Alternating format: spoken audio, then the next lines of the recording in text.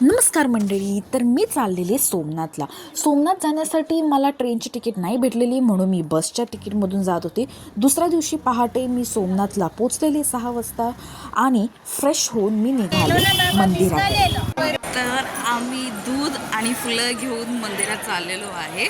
माझं दर्शन बऱ्यापैकी झालेलं आहे. इथे 2 मंदिरं आहेत, एक ओल्ड मंदिर आणि एक जुनं, एक नवीन मंदिर. सो तुम्ही त्या दोघांनाही दर्शन घेऊ शकता. जुन्या मंदिरमध्ये फोन अलाउड आहे, पण नवीन मंदिरात फोन अलाउड नाही आहे तुमच्यासाठी. सोमनाथचं व्लॉगिंग मी नाही करू शकले कारण तिथे फोन अलाउड नाही आहे. तुम्हाला हवे फोटो काढायचे असतील तर 100 रुपयामध्ये तुम्ही एक फोटो काढू शकता.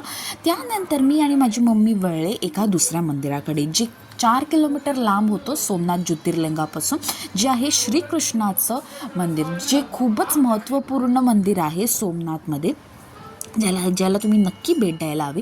तुम्हाला याचं नाव जर जाणून घ्यायचं असेल तर हा व्लॉग नक्की पूर्ण पहा आणि तुम्हाला त्याच्यामध्ये माहिती भेटून जाईल.